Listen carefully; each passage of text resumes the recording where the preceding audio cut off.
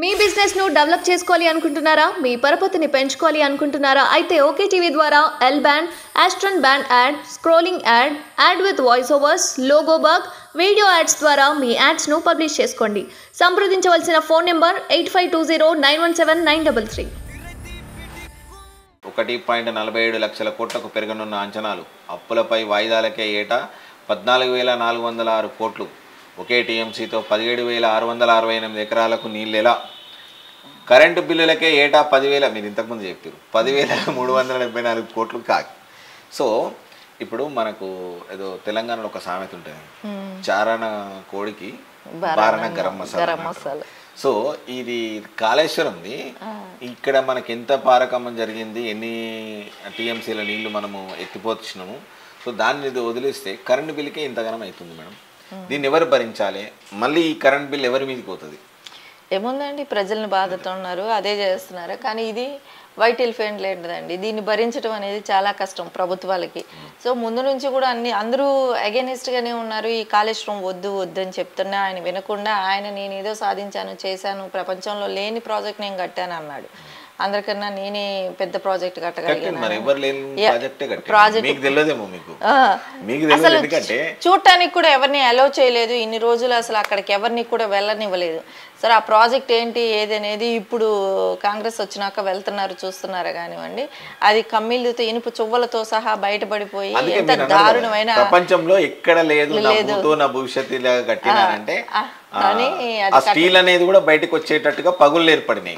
కాబట్టి అది ప్రపంచంలో ఎక్కడ కూడా ఎవరు కట్టలేదు. నాగార్జున సాగర్ అనేది చెరుకు వీరయ్య ఇంజనీర్ ఉండే, మీకు ఐడియా ఉందో తెలియదు. చెరుకు వీరయ్య విన్నారా? విన్నాను.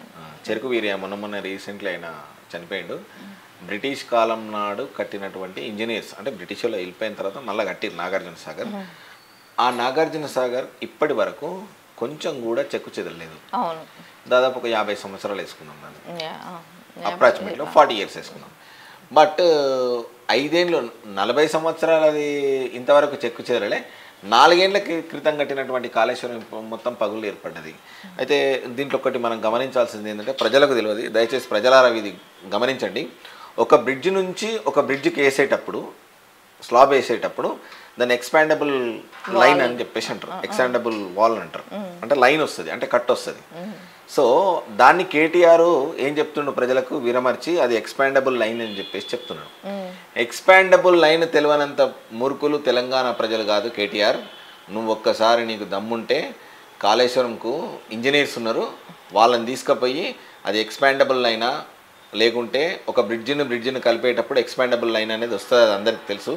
ఎక్స్పాండబుల్ లైనా, క్రాక్స్ వచ్చినాయా, ఆ స్టీల్ బయటకు వచ్చిందా అనేది ఒక్కసారి పోయి ప్రజలకు చూయించు. పిచ్చి పిచ్చిగా మాట్లాడితే అట్లే ఉంటుంది కేటీఆర్. కర్రు కాల్చి వాత పెట్టి గుర్తుంచుకో. పాత అప్పులు చెల్లించడానికి కొత్త అప్పులు, వాయిదాలు, వడ్డీల కోసం 68,580 కోట్ల రుణం. అంటే ఇప్పుడు ఇంకొకటి ఏంటంటే, రేవంత్ రెడ్డికి కత్తి మీద సాములాగా అయింది ఇప్పుడు. అంటే ఇక్కడ అప్పులు చెల్లించాలి, ఎట్ ది సేమ్ టైం వడ్డీలు కట్టాలి, రాష్ట్రాన్ని మళ్ళా ప్రజాపాలన వైపు తీసుకెళ్ళాలి. ఇది సాధ్యమయ్యే పని అంటారు. కేసీఆర్ చేసినటువంటి అప్పులు కట్టడానికి సాధ్యమయ్యే పని అంటారు.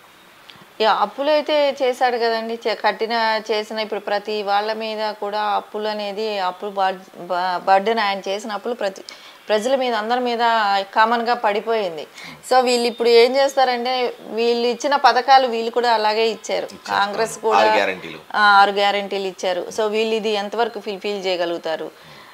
ఇవి వడ్డీలు కట్టడము ఏముంది, వీళ్ళు కూడా అప్పులు చేస్తారు.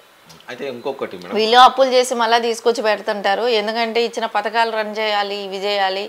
సో కాకపోతే వీళ్ళు తినకుండా ఉంటే కాస్త బెటర్ గా ఉంటుంది. పనికొచ్చే ప్రాజెక్టులు కట్టి పనికొచ్చే పనులు చేశారనుకోండి, వీళ్ళు తినకుండా స్వచ్ఛందంగా మనం ఇది ప్రజలకు సేవ చేయాలనే రేంజ్ లో కాంగ్రెస్ ఒక ట్రాన్స్పరెంట్ గా ఉంటాడు రేవంత్ రెడ్డి అని చెప్పేసి నాకు ఒక నమ్మకం అయితే ఉంది.